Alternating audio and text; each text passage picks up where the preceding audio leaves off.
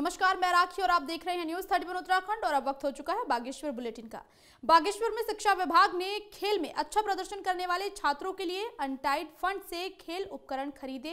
इस दौरान जिलाधिकारी विनीत कुमार ने इसका शुभारंभ कर बच्चों का हौसला बढ़ाया और उन्हें अच्छा प्रदर्शन करने के लिए शुभकामनाएं दी। साथ ही उन्होंने राष्ट्रीय और राज्य स्तर पर विजेता प्रतिभागियों को मेडल और प्रशस्ति पत्र देकर सम्मानित किया।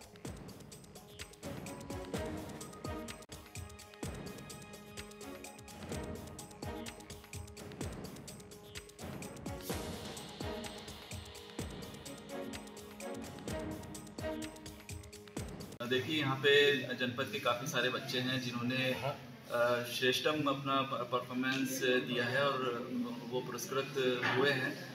कोई नेशनल लेवल पे फर्स्ट सेकंड थर्ड प्राइज़ लेकर आया है, कोई जो है स्टेट लेवल पे फर्स्ट सेकंड थर्ड प्राइज़ लेकर आया है। तो आज हमने सभी को उनको यहाँ पे सम्मानित किया है, सभी को सर्टिफिकेट्स और मेडल्स दिए हैं यहाँ पे। साथ ही यहाँ पे हमने जनपद में स्पोर्ट्स को और बढ़ावा देने के लिए काफ़ी सारे स्पोर्ट्स इक्विपमेंट्स भी हमने परचेज़ किए हैं और हमारी कोशिश यही है कि जो स्कूल लेवल पे हम लोग अच्छा इंफ्रास्ट्रक्चर प्रोवाइड कर सके।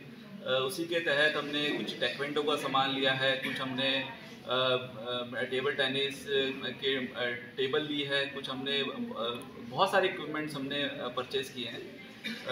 अभी कुछ यहाँ पे डेमोन्स्ट्रेशन के लिए है, लगभग 5.5 लाख रुपए का तो ये सामान है। इसके अलावा भी हमने काफ़ी सारे स्कूल्स में 25,000 प्रत्येक लगभग, जैसे ये बता रहे हैं मुख्य शिक्षा अधिकारी बता रहे हैं, लगभग 25,000 के सामान जो है स्पोर्ट्स से रिलेटेड हमने परचेज किया। हमारी कोशिश यही है कि जो है जनपद बागेश्वर में स्पोर्ट्स में लोग एक्सेल।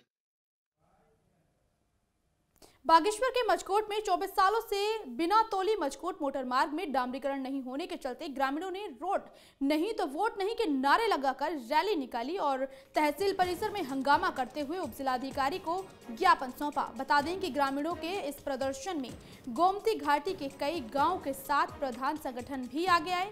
इसके साथ ही ग्रामीणों ने डामरीकरण नहीं करने पर चुनाव बहिष्कार करने की चेतावनी भी दी।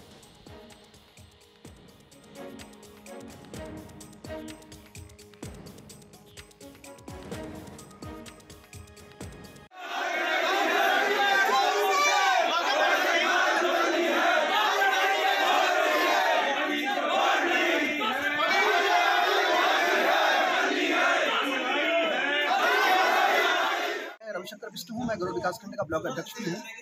और आज बड़े दुर्भाग्य का विषय है कि हमारी गोमती घाटी से छतानी मचकोट जो हमारे गढ़वाल और कुमाऊं मंडल की कुछ संस्कृति को आपस में जोड़ता है, वहाँ की मातृ शक्ति आज उमड़ करके वहाँ की जनता यहाँ रोड तक पहुँची हुई है। ये बड़े दुर्भाग्य का विषय है। और इससे भी बड़ा दुख की विषय की बात यह है कि हमारे सांसद जी का गोद लिया हुआ गाँव है, 24 साल का समय हो गया और 24 साल में सड़क केवल खुदी है, वहाँ पर कार्य नहीं हुआ।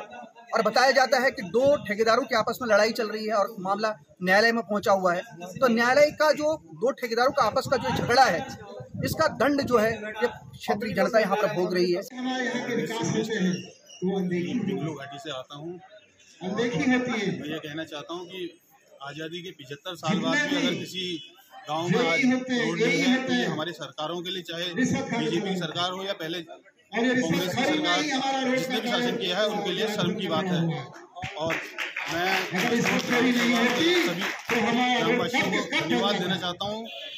उन्होंने विपरीत स्थितियों में भी यहाँ पे रह के बगैर बहुत कम संसाधनों के यहाँ पे रहे, गाँव को उजाड़ने से बचाया। नहीं तो बहुत से गाँव आपको पता है पलायन के वजह से उजड़ चुके हैं। मैं अपने विधायक जी से और सरकार से निवेदन करना चाहता हूँ कि गाँव वालों की समस्या को जल्दी समाधान किया जाए।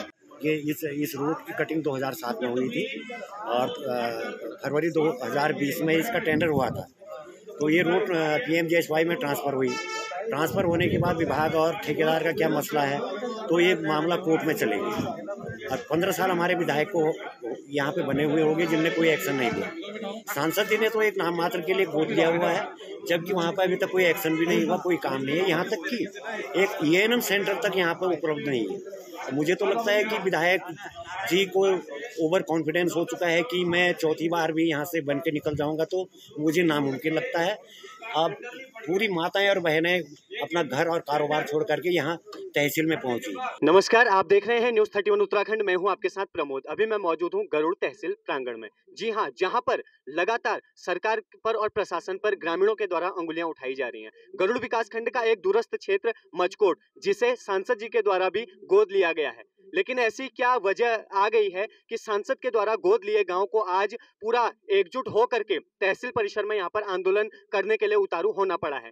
जानने की जब कोशिश की, जब कवायद शुरू की, तो पता लगा कि 24 साल से गांव में रोड खुदी है, लेकिन अभी तक वहां पर न सोलिंग की गई है और न वहां पर डामरीकरण का कार्य किया गया है। ऐसे में आप अंदाजा लगा सकते हैं कि दूरस्थ जो हमारा क्षेत्र है मचकोट, जो दो संस्कृतियों को जोड़ता है, गढ़वाल और कुमाऊं मंडल को जोड़ने का जो काम करता है, एक पुल का जो काम करता है, उस क्षेत्र की लगातार जो जनप्रतिनिधि हैं, जो प्रशासन है, उनके द्वारा लगातार उसकी अनदेखी की गई है। ऐसे में ग्रामीणों ने मन बनाया है कि अगर आगामी विधानसभा चुनाव से पूर्व उस रोड के लिए कोई कार्य नहीं किया जाता है, डामरीकरण नहीं होता है, तो ग्रामीण एक साथ आंदोलन करने के लिए बाध्य होंगे, जिसकी पूरी जिम्मेदारी शासन, प्रशासन और जनप्रतिनिधियों की होगी। न्यूज़ 31 उत्तराखंड के लिए गरुड़ से।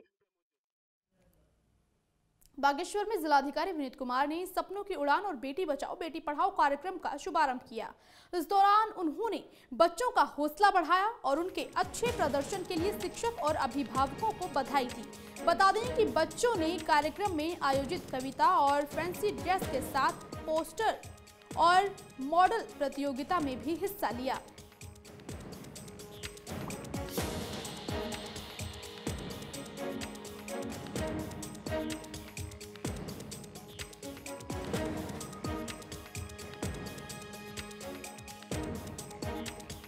की उड़ान जो कार्यक्रम है, ये 2 दिवसीय कार्यक्रम था, जिसमें काफ़ी सारे बच्चों ने अलग अलग जो ब्लॉक्स है वहाँ से पार्टिसिपेट किया है और इसमें लगभग 13 कॉम्पिटिशन्स है जिसमें वो पार्टिसिपेट कर रहे हैं। कुछ फैंसी ड्रेस है, कुछ कविताएं हैं, तो अलग अलग ये एक्टिविटीज़ है जिसमें वो पार्टिसिपेट कर रहे हैं। और अभी मैंने यहाँ पे 1-2 घंटे यहाँ पे अभी मैं रुका हूँ और बहुत उम्दा परफॉर्मेंसेस रहे हैं सभी बच्चों की। और मैंने ये देखा कि जो अभी रेलेवेंट जो हमारी थीम्स हैं, जो अभी की जो थीम्स हैं, उनके ऊपर जो है बच्चे फैंसी ड्रेस कॉम्पिटिशन्स कर रहे हैं या कविताएं लिख रहे हैं। जैसे कोविड से रिलेटेड हमारी थीम हो गई है ना, या फिर कोई इंस्पिरेशनल हमारी कविताएं हो गई। तो बहुत अच्छा लगा मुझे आकर यहाँ पे।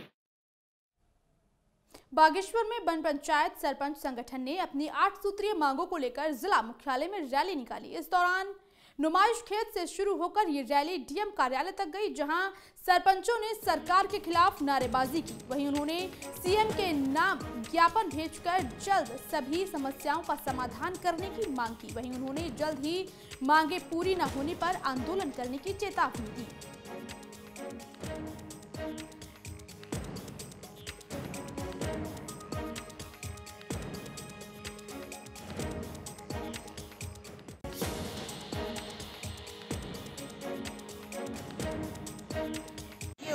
है वो हमारी यूनिवर्सिटी की जो वो नहीं मिला है, वो मिलने चाहिए हमको। अब 1.5 लाख रुपया हो रहा है मंजूर।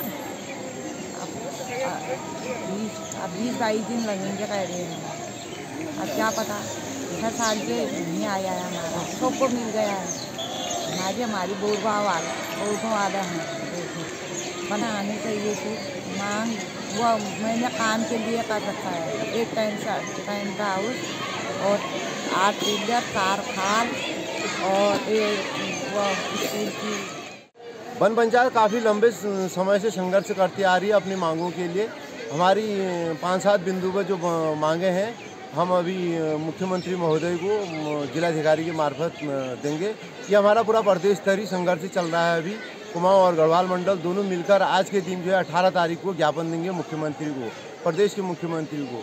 वन पंचायत लंबे समय से अपने अस्तित्व और अपने जंगलों के लिए संघर्ष करते आए हैं। संगठन मजबूर होकर आप यहाँ पर खड़ा है, वो इसलिए क्योंकि वनों में जो जंगली जानवर हैं उनके द्वारा जो क्षतिग्रस्त किया जाता है उसका मुआवजा सरकार हमें नहीं दे पा रही है। बार बार हमें प्रलोभन दिया जाता है कि तुम मुआवजा देंगे।